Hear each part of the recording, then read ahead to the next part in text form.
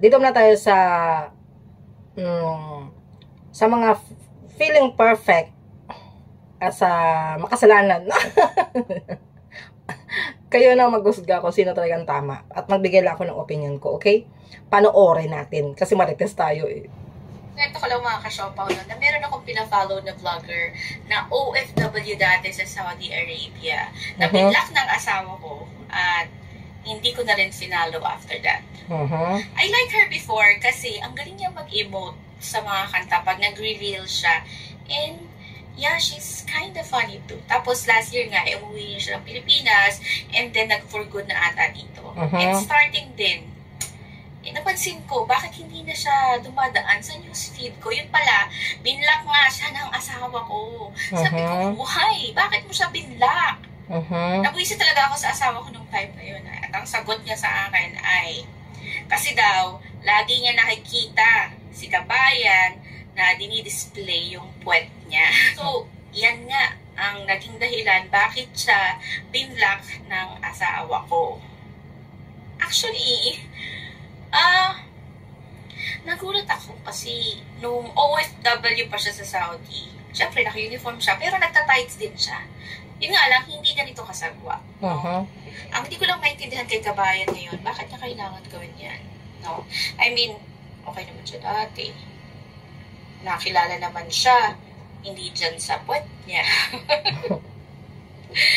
Kasi, alam niyo yun, need ba talaga na magpakita ng puwet, dede, or balat para panoorin? Ganyan na ba talaga ang kalidad ng ating mga kababaihan ngayon?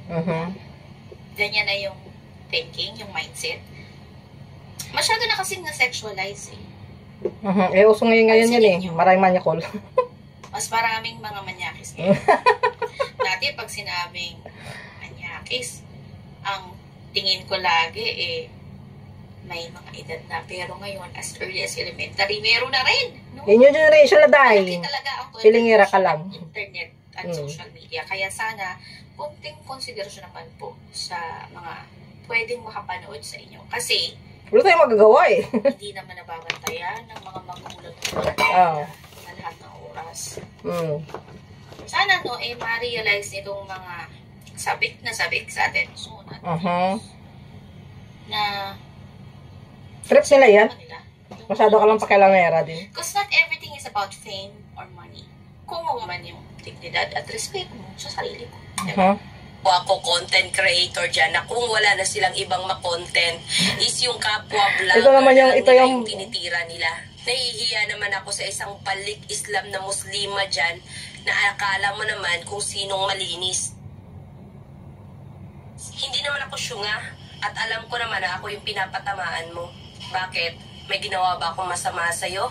Wala akong pakialam kung binlock ako ng asawa mo dahil hindi siya kawalan. Yan siya yung binibigyan ng reaction. Actually, kilala ko din naman siya. Kasi nagsikat yan siya sa may Saudi. Magaling siya magawa ng content. Magaling siya magpapansin.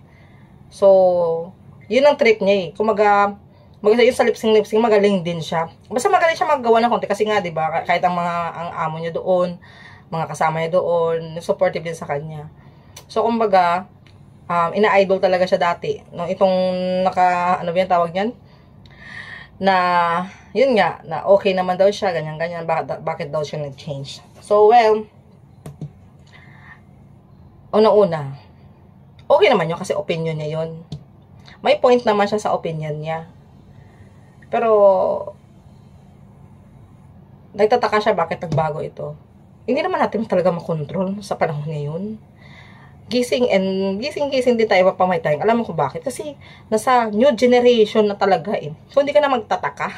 So, hindi dahil sa ganito, isisisi mo na sa ibang tao, isisi mo sa kanya dahil sa ganyan. Bakit kaya try mo din mag-react tulad ni Cherry White? Itong babae ito walang kadala-dala kasi marami nito dati na magkapag-react kasi siya feeling perfect. Siya nakagkaroon na ito ng issue eh. Maganda sana to. Nagandahan ako sa kanya actually. Pero yung bunganga niya minsan, yung mahirap ang isang taong feeling perfect ba? Yung hindi nagkakamali. Mahirap yung ganun talaga guys. konti ano mo lang yan, mali ka. Konti ano mo lang yan, mali ka. Yung mga taong feeling perfect. So, alam ko, ito siya, nagkaroon yan sila ng issue ng isang sikat na vlogger din na sa Pilipinas eh. Something like that. Nagbabanatan yan sila pa. I don't know kung ano nangyari sa kanila, di ba? So, ikaw kaya, dahil mahilig ka naman mag-reaction or makialam sa buhay ng may buhay, what if kaya try mo si Cherry White? Para malaman ko talaga yung tapang mo din. Kasi ito matapang lang to sa mga parang kayang-kayanin lang niya. Pero try mo kaya si Cherry White. Hinahamon kita. Sasaludo ako sa'yo pag talagang si Cherry White ang binanatan mo. Doon lang. Yun lang talaga request ko. Ito naman yung yung inireaction lang niya. Grabe naman talaga siya kung gumawa ng content talaga. Pero content niya eh. Yun siya eh. Yun ang trip niya eh. Doon siya kumikita eh. So, ano magagawa natin? Hindi naman natin katawan yan. O, di ba? So, kung baga kasi ang content niya, nakukuha ko.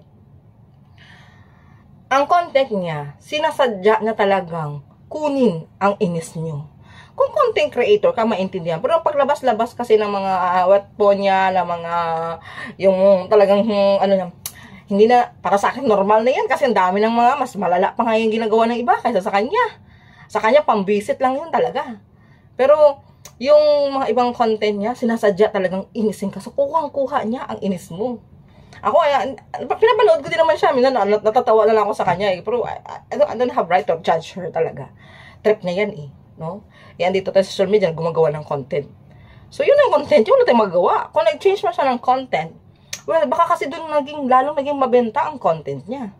So, wala tayong karapatan na baguhin ng isang tao. Well, nagbigay ka ng opinion mo, pero, ano yun? Gusto mo, pakinggan ka ng isang tao dahil sa ganyang opinion mo. Mahirap, no? Mahirap lang kasi ako ka nasa gitna lang talaga ako, no? Ay, nako. Pero,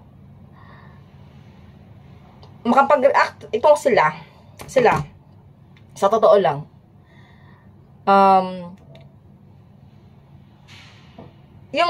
mo kung bakit nag-react yan sila? Dahil, syempre malakas itong babaeng to. Malakas ang mga views niya. Kaya nga siguro wala na silang magawa ng ibang reaction. Kaya yun ang ginawa niyang ginamit niya. O diba? So nagbabanatan lang yan sila talaga dyan sa social media. So mahirap talaga guys, no, yung perfect at hindi mo talaga alam kung saan mo ilalagay ang sarili mo. Kaya ang kasabihan na wala tayong karapatan or nausgahan ang ating kapwa talaga. Hindi naman natin masisisi kasi talaga nasa mundo tayo ng mapanghusga. At wala din tayong power na baguhin ang isang tao. Well, open tayo or welcome tayo. May freedom tayo na magsalita ng ating opinion. Pero, kung ayaw mo na talaga sa isang tao, hindi mas better na lang block mo na lang siya. Para hindi ka na mainis. O sino nga natalo? Ikaw natalo kasi alam bakit? Nakuha niya yung inis mo.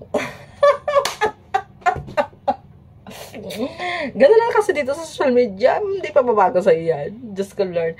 Kaya mahirap kasi magpaka-perfect talaga dito sa social media. Yun lang. And I thank you.